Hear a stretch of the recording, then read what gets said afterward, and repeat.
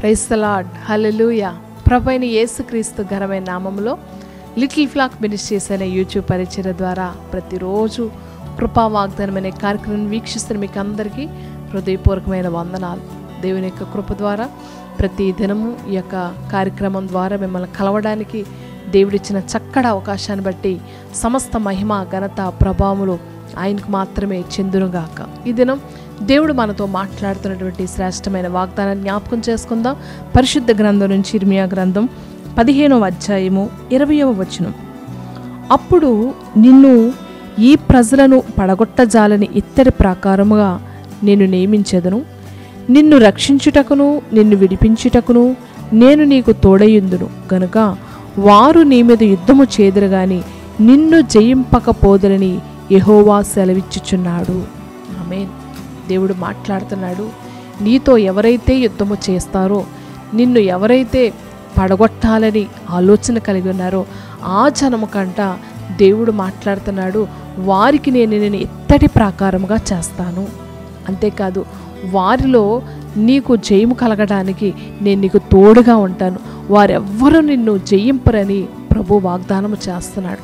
ఎందుకంటే మన ఎదుట ఉన్నటువంటి యుద్ధములు పోరాటాలు అనేక రకాలుగా మనను కృంగతీస్తున్నప్పటికీ దేవుడు మనలను బలపరుస్తూ ధైర్యపరుస్తూ మన పక్షంగా ఉండి ఆయన యుద్ధము చేసే దేవుడు. గిద్యోనును మనము గమనించినట్లయితే గిద్యోను తన యొక్క గోత్రములన్నిటిలో ఎన్నిక లేని గోత్రములోని వాడు. గిద్యోను పిరికివాడు. గిద్యోను ఫిలిష్తీయులకు అమాలేయకులకు అక్కడ భయపడుతూ అతడు గాండగ చాటున తన యొక్క గోధుమలు దొళ్ళగొట్టుకొని చుండగా దేవుని దూత వచ్చి అతన్ని బలపరుస్తుంది.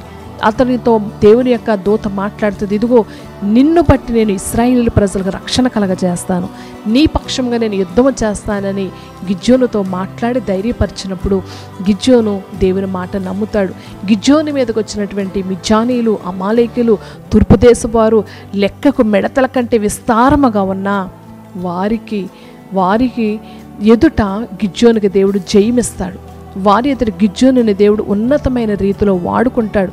వారందరినీ వారి మీద జయము పొందే రీతిలో ఇత్తడి ప్రాకారంగా దేవుడు గిద్యోనుని బలపరుస్తాడు. కాబట్టి గిద్యోనుని బలపరిచిన దేవుడు ఈ ఉదయం కూడా దేవుడు నీతో మాట్లాడుతున్నాడు, నీ పక్షంగా నేను యుద్ధము చేస్తాను, నీకు విరోధముగా ఉన్న వారి ఎదుట నేను నీకు జయము కలగజేస్తానని ప్రభు మాట్లాడుతున్నాడు.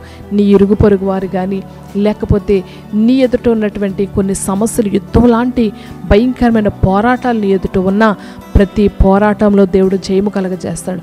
నీ వ్యాపారంలో దేవుడు జయము కలగజేస్తాడు. ఉద్యోగంలో దేవుడు జయము కలగజేస్తాడు. నీ యొక్క పనిపాట్లో దేవుడు నీకు తోడై ఉంటాడు. నీ చదువులో దేవుడు నీకు తోడై ఉంటానని వాగ్దానం చేస్తున్నాడు. కనుక ఈ వాగ్దానాన్ని నమ్మండి, విశ్వసించండి, ఈ వాగ్దానాన్ని ఎత్తిపెట్టి ప్రార్థన చేయండి. దేవుడు తప్పనిసరిగా నీకు తోడుగా ఉండి నిన్ను ఒక ఇత్తడి ప్రాకారముగా చేసి దేవుడు నీకు జయము కలగజేస్తాడని వాగ్దానం మీ జీవితంలో నెరవేర్చునుగాక. చిన్న ప్రార్థన. మహిమ కలిగిన దేవా, కృప కలిగిన తండ్రి, నీకు వందనాలు ప్రభా. ఇదిగో ఈ కాల సమయంలో ఈ కృపా వాగ్దానం వింటున్న వారి జీవితంలో ఈరోజు నీవు మాట్లాడుతున్న దేవుడు ప్రభా, ఇదిగో నేను విడిపించుటకు, నేను నిన్ను రక్షించుటకు, నేను నిన్ను ఇత్తడి ప్రాకారముగా చేస్తానని వాగ్దానం చేస్తావు. నీ ఎదుట నీ శత్రువులు జయింపుకుంటున్నట్లు నేను నీతో ఉంటానని వాగ్దానం చేసావయ్యా. ఈ వాగ్దానం వింటున్న వారి జీవితంలో వారి ఎదుటినటువంటి సమస్యలు, శోధనలు, బలహీనతలు, అపజయాలు ఉంటే మీరే తొలగించి ప్రభా అయ్యా జయమునివ్వండి, శోధన నుంచి విడిపించండి, అనారోగ్యాలంటే స్వస్థపరిచి ఆరోగ్యవంతులుగాను బలవంతులుగాను సంతోషభరితులుగాను వారు చేసి నీ నామాన్ని హెచ్చించుకొనమని యేసయ్య నామములు అడిగి వేడుకొంచున్నాను పరమ తండ్రి. ఆమేన్, ఆమేన్, ఆమేన్.